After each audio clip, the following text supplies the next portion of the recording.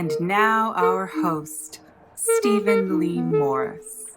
This week, we're joined by actor Thomas Sadoski, who's best known for his roles as Don Kiefer in the HBO series The Newsroom, and as Matt Short in the sitcom television series Life in Pieces.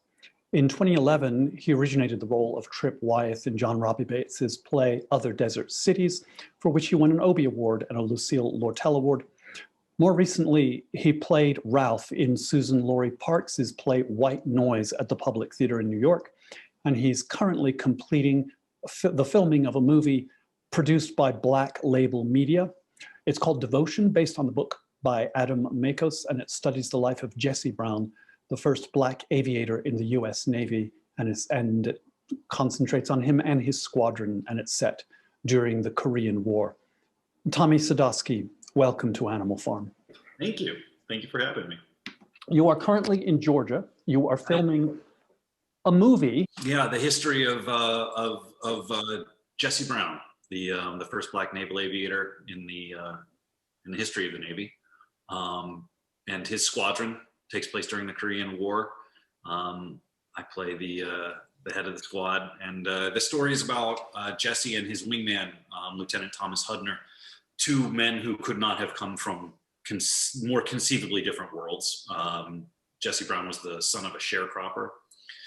He grew up like quite literally, almost shoeless in the South. Yes. And Thomas Hudner was about as blue blood as they come. He decided to skip Harvard to go into flight school in the Navy. And the relationship that the two men formed and what it led to after Jesse was shot down behind enemy lines in 1950 is just this incredibly powerful, beautiful story of this this whole squadron of men who really rose above their time in many, many ways. So it's really cool. It's a cool thing to be a part of. And speaking of rising above the time, I have to ask you. You're in Atlanta right now, and you're filming this in Georgia. Has there been chatter either on the set or off the set about the actions taken by the state legislature there to suppress the vote? And yeah, of course. I mean, it's something that's very, very present for all of us. I mean, especially given the context of what we're talking about. Yes.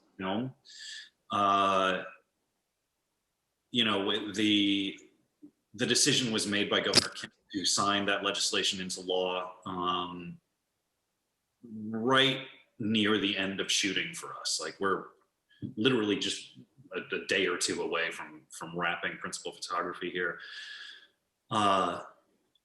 So it's definitely something that's been spoken of. In fact, I think maybe most intelligently spoken of by our director, J.D. Dillard, who had mentioned that, as a young Black filmmaker himself, he has seen and been witness to the number of young Black filmmakers who get an opportunity to start work, to get their foot in the door in this industry in Georgia that they wouldn't otherwise in California. This is so interesting, yeah. So it's definitely something to be considered. It's a complex question. I mean, I know, the gut of everybody is to rush off and say, well, to hell with it. We're pulling all of our business out of Georgia and, take Hollywood out of Georgia or whatever. And it's not that I necessarily disagree with that passion. I don't disagree with the passion behind it, the thinking behind it, but it is, what are the consequences in the longer term in terms of accessibility and the damage that you're inadvertently doing to our quest to diversify our storytelling and our storytelling partners in this industry that has historically been so monochromatic. I think that it's worthy of a longer discussion. Yes. Well, thank you for bringing nuance to that conversation. I heard you had told me earlier, in fact, that Governor Kemp of Georgia actually visited the set. How did that go? Could you tell that story? Yeah, we found out after the fact. Okay, That, so you didn't meet him. No, I think that may have been somewhat intentional. That I don't know. I don't know that anybody really knew that he was going to be swinging by. But if they did, they certainly didn't let us know about it. I think that probably for the better, just in terms of keeping the peace. Yeah. You know, it's not an easy conversation for him to be having with us and us to be having with him. And I don't think that there are many of us who be too shy about having the difficult conversations. And the time for acquiescence and the time for being polite and demure has long since passed, particularly when it comes to discussions around, what appears, at least on paper, to be an attempt to reinstate Jim Crow era voting restrictions. I mean, I see people trying to excuse it away, and Right. It's bad, it's not that bad, it's not that bad, and it's a solution to a problem that doesn't exist, which therefore, by its very nature, means that it is in fact that bad. And we lived through 4 years of solutions to problems that didn't exist, and this is just the latest. Respectfully, we lived through a hell of a lot longer than 4 years of solutions to problems that don't exist. That's the nature of how this country has sort of operated, particularly in our hemisphere. Yep. It's and as the questions come up, and as Vice President Harris sets out to figure out what's happening on the border, a way to streamline and add some humanity to our immigration policy. I think that it's again long past time that this country really take a reckoning and look at how our history over many decades in our hemisphere has led to this moment where we're dealing with humanitarian crises in so many countries and so many areas south of our border, not just Mexico. We owe an extraordinary debt to a number of places where we have intentionally and with extreme prejudice, in some cases, silenced the voice of the people. And we're dealing with the ramifications of that. It's important that we own it, or else it's just you're simply treating the symptom and not the actual illness. You were not a politician. I am not. You play one on TV. I did. I played the mayor of Los Angeles for a season on TV. Yeah. And you have, in other interviews, you have gone out of your way to say it is not based on Eric Garcetti. It is not in any way, shape, or form did we base that character on Eric Garcetti. Bless him. He's got enough on his plate without worrying about, me taking shots at him in some sort of, strange portrayal on CBS. This is a CBS teleseries called Tommy that is actually based on a police officer, or a female police officer, played by Edie Falco and Tommy Sadoski. The name, the doubling of the name is entirely coincidental. Entirely. Does play the LA mayor who has to reckon with a city that's trying to figure out what it is and what it's to become, which is not a particularly new story. No, it's not. And it's unfortunate because I think that it is a story that really deserves to be talked about, and a story that really deserves to be given some time right now, particularly on a network like CBS. I was really disappointed that they decided not to give a second season to that, but that they've continued to give, because we were taking a nuanced discussion about policing. In Los Angeles, and they decided to do away with that after one season, but give a 19th season to these sort of cop porn shows like SWAT and NCIS and stuff like that. You know, I don't know how much nuance is really. Look, it's an important discussion that we're having as a society right now, whether you agree with it or not. There's nothing to disagree with. I mean, that's the thing. We're having a discussion. Mm-hmm. You know, that's what we do in a democracy. The limit to the discussion is like how willing people are to actually have it.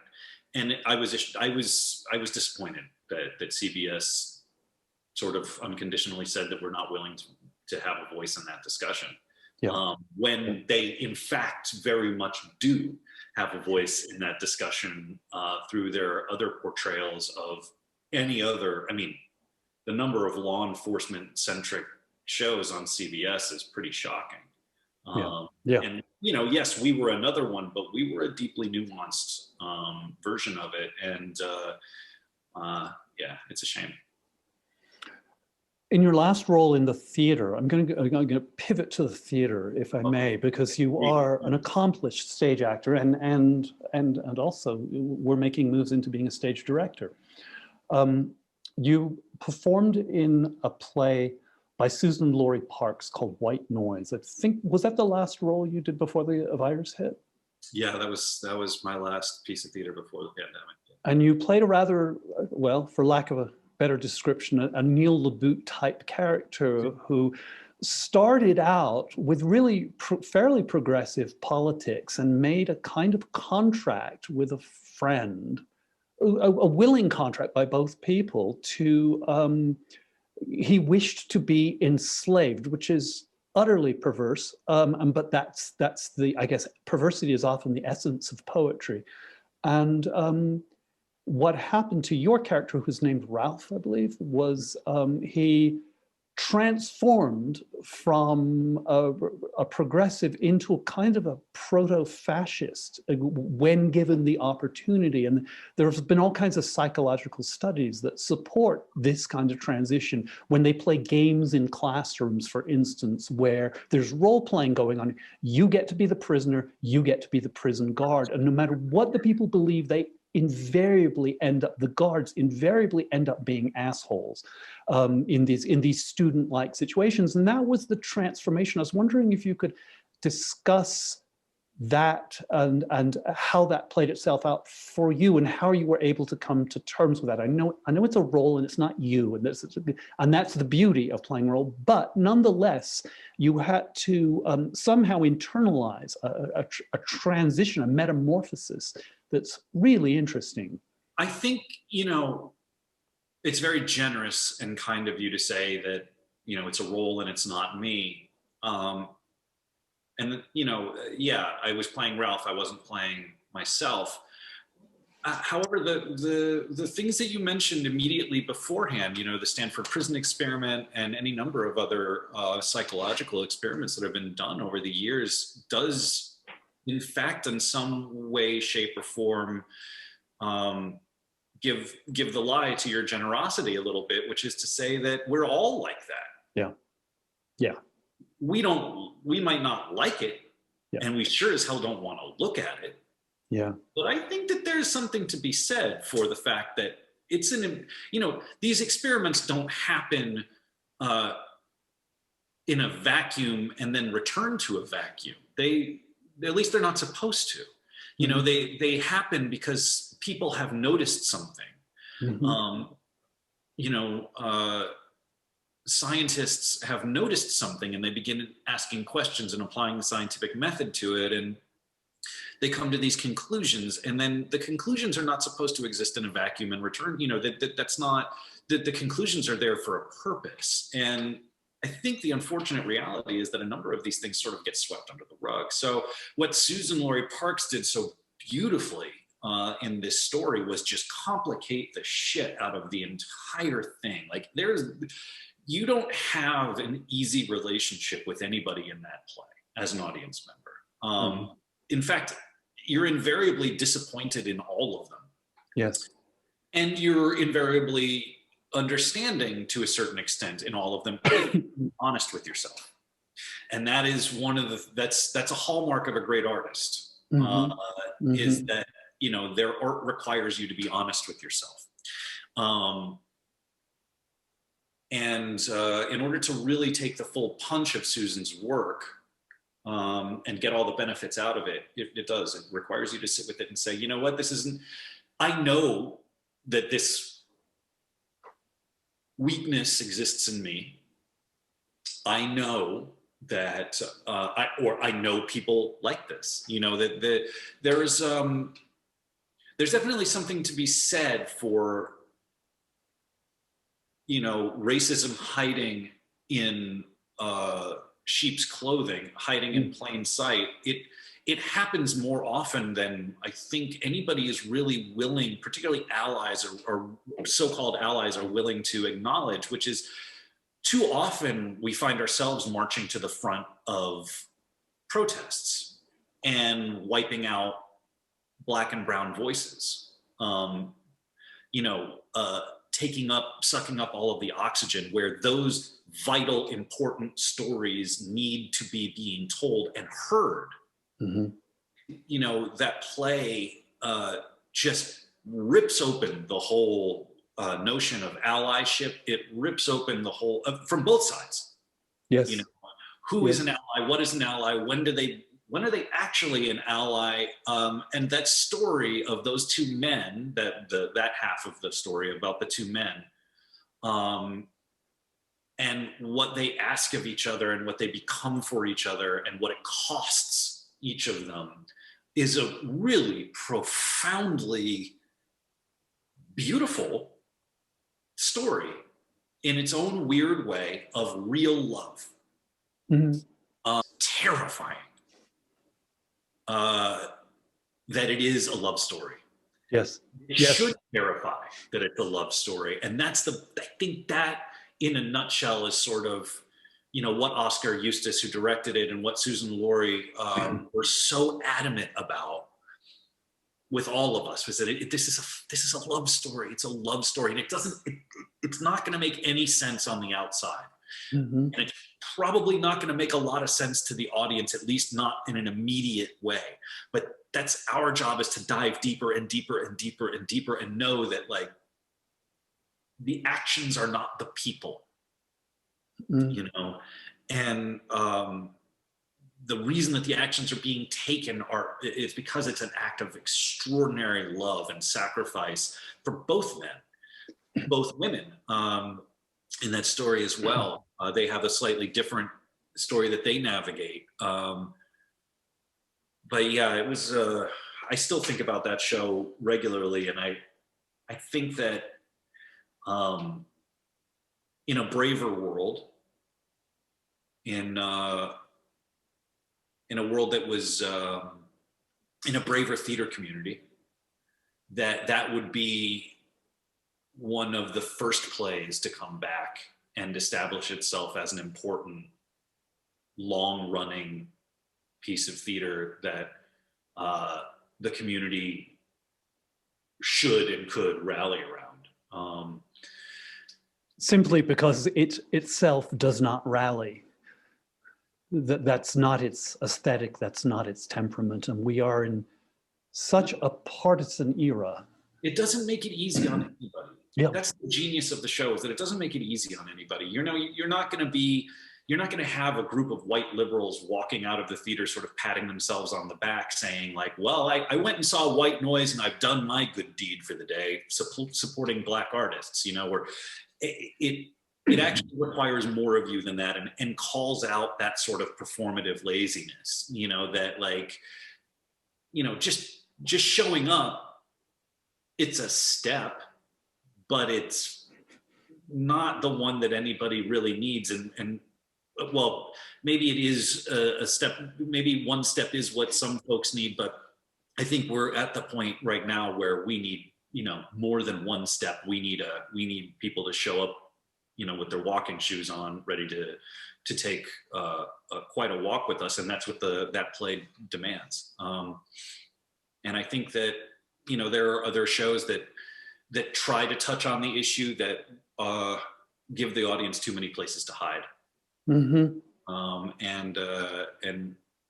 I think that, that white noise, historically, when people look back at this very important period of American art and American discussion, this will be one of the plays that is a hallmark of this time. Mm-hmm. It's as though no matter what your skin color is, it's as though bigotry is part of our DNA, no matter who you are. It's like as though it's hardwired into us, and we have to. It's like we have to be on some level at war with ourselves to be humane. Well, I think that's sort of the nature of institutionalization, right? Mm-hmm. You know, I don't know that it's necessarily. I'm hesitant to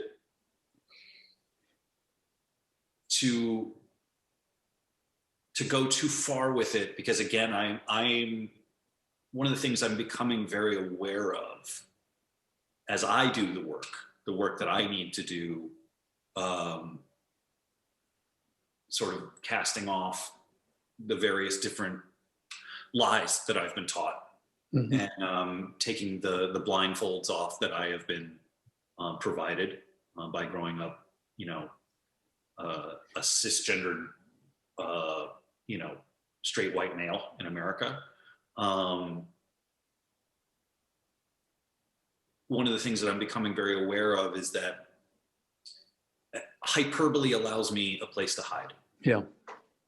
Yeah. And I don't know that it's in our DNA. And my concern is that comes across almost as slightly hyperbolic. And the reality is that these are things that are taught to us. True. Specifically, or, you know, like consciously or subconsciously. These are lessons that we're learning on a daily basis from the time that we are born, in some way, shape, or form, because that's the nature of this society. You know, I think that, you know, to remove it from one further step, I think that we are constantly in a battle as human beings to find compassion.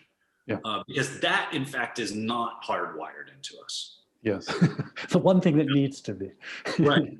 You know, compassion, you know, we are animals. At the end of the day, and not to get too esoteric or anything. No, but that is the essence of my point. And I see it. I mean, I have barnyard poultry, and I see these patterns of behavior in which, you know, we see birds of a feather, and I see bullying, and I see incredibly gratuitous cruelty against one bird, for instance, it's a slightly different color.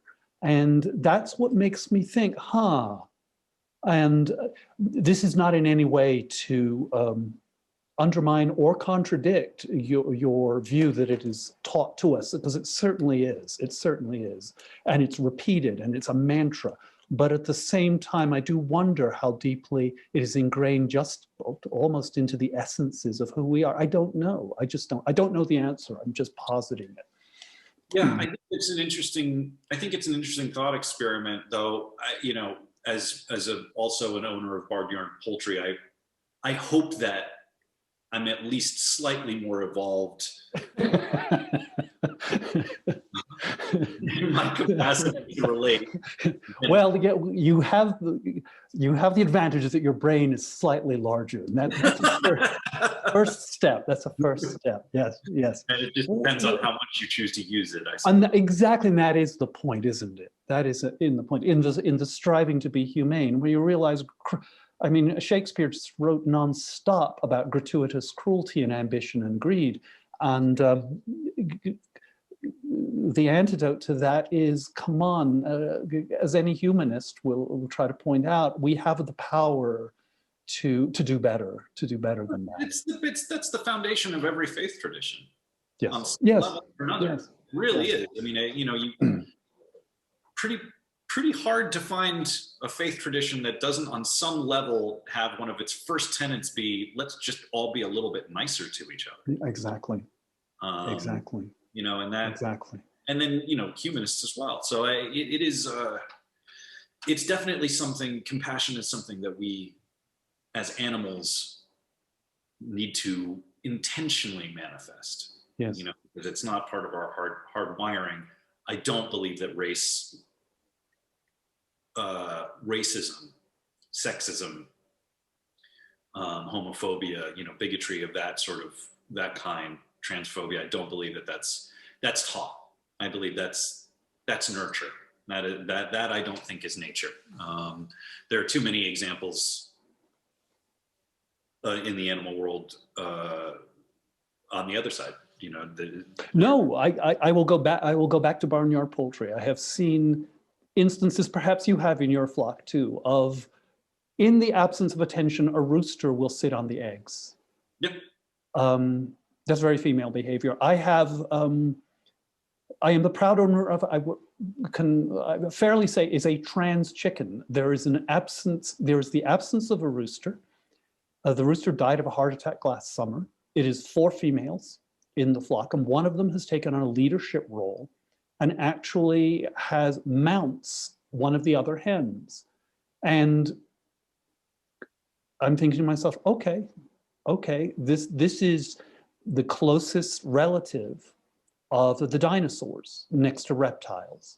These impulses go back millions of years. I don't think you can disregard that as how it's life. It's Yep. all life. Yeah. That's the thing. That there's. I'm not expert enough to be able to discuss it with any sort of authority, but I will say that all life that chooses to exist in the way that it chooses to exist, absent the intentional infliction of harm upon others, is worthy of being accepted just as it chooses to be, or as it is, as it exists internally. There are choices that folks make in ways to live, and then there are choices that they are denied, that they are who they are at birth. They were born that way, so to speak. They're the ones with the experience. They're the ones that I'm going to listen to. I don't have that experience. So what the hell where do I get off telling anybody about what their experience is that they're living with? Either this is a choice that I have made, or this is a choice that I was denied. This is who I am, and it doesn't fit your perception of should or normal or anything, but it's a life. It's a life, and it's beautiful that it exists, and it needs to be held tenderly and powerfully, just like anything else.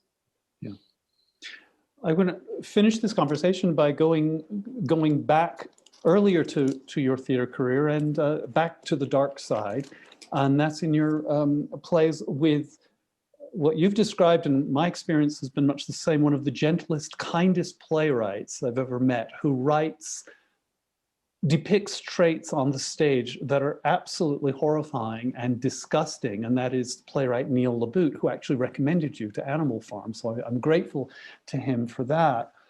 And you have said in the past, in other interviews I've seen, you have said, look, a playwright is not the character that they depict. And I was wondering if you could just help guide us through that concept, because I think it's a really true and enlightening concept. Yeah, I think that I don't know when it happened, Stephen. I really don't. But it did at some point, and it's an incredible disservice. And it is that suddenly the audience started to assume that all art had to be biographical or document or some sort of documentarianism. Yeah. And I don't understand. I mean, it's not that I don't understand. I suppose I do understand, because it's scary when you can't put guardrails on something, right? Like as an audience member or as an artist who's performing, or just as a human being in the world, we're so desperate to sort of try to remain in control of our environment and what we're understanding and what we know to be true, that we're constantly sort of putting up guardrails about, well, it can't be this and it can't be that, has to be this way in order for me to understand it. And the things that come along that, to quote Mr. Morrison, or I guess he was quoting somebody else, but like blowing open the doors of perception, that only very rarely are people willing to sort of go along with that. And it's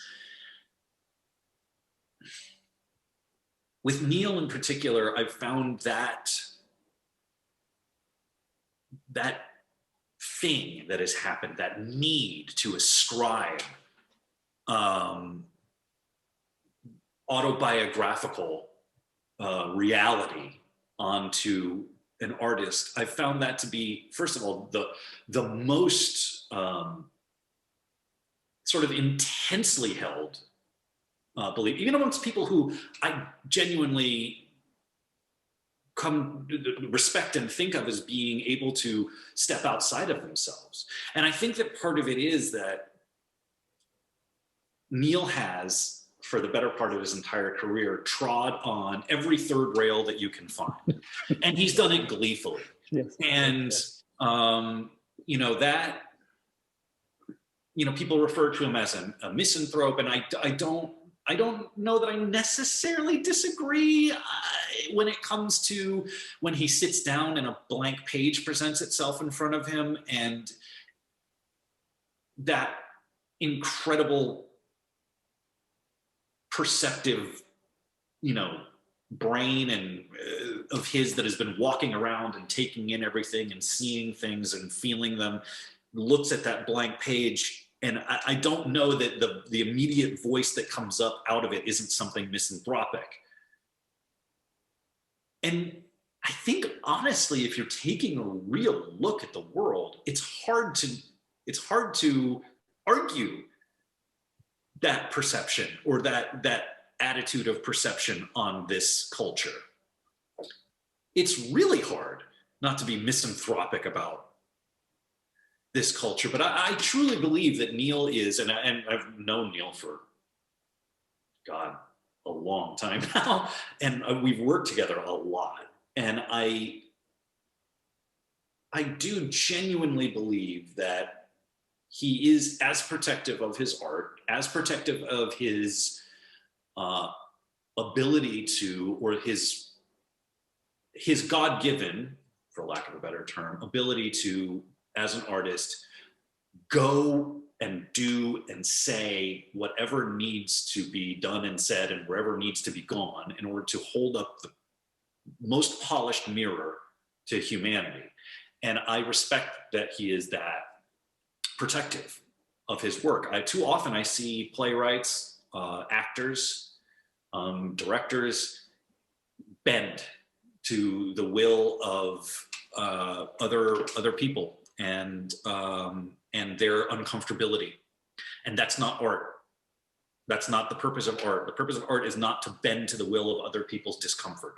The purpose of art is to find other people's discomfort and explore it. Now, people may wish that, it was being explored in a more delicate way, but again, I think, as we said earlier in this interview, the time for delicacy is long since past. And Neil's been saying that for a long time, particularly as it comes to gender relations and that stuff. I think, Neil isn't the bully. Yes. He's not. Neil is the kid in the back of the class who's very quiet and is watching the bully and all of his ilk and sees them exactly and clearly for who they are. And not only sees them exactly and clearly for who they are, but sees everybody else in class who just takes it or doesn't stand up. The teacher, the principal, the whole fucking system, plus everybody else in class who just watches it happen and lets it go. Neil is the kid who watches all of that happen and says, that's not, everybody here has got a role that they played in that. And he doesn't shy away from indicting himself. Yes. He never has. He absolutely never has. I mean, it's not. I'm obviously very protective when it comes to Neil, because I have not borne witness to the things that have been said in terms of, well, he must be, look at the characters he's writing, therefore he must be X, Y, and Z. I mean, I want Neil and Gia to babysit our kids. You know what I mean? This is one of the kindest, gentlest men that I know, and a great perceiver of humanity in a way that I think makes people very, very uncomfortable. And it fucking well should. That's the point, we're not out here doing 7 Brides for 7 Brothers every night. Thank God.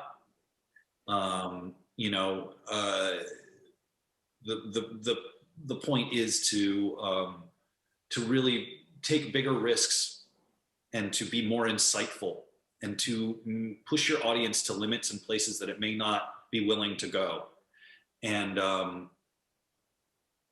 bringing them there is an act of real rebellion, of real revolution. And I think that that's where art exists, and art and artists exist. And I include Neil in art and artists and revolutionary art and artists. I think that's truly part of his place in this generation's Mount Rushmore of great artists. I mean, Neil is definitely part of the discussion, simply because he has pushed so many buttons and demanded so much of his audience. And that's the point. Thomas Sadoski, thank you for joining us. My pleasure. Thank you. Next week, we're joined by actor French Stewart, best known for his role on the NBC series Third Rock from the Sun. French has also been a community activist in the LA theater scene and has been a stage actor for decades, with a concentration on appearing in plays by Justin Tanner.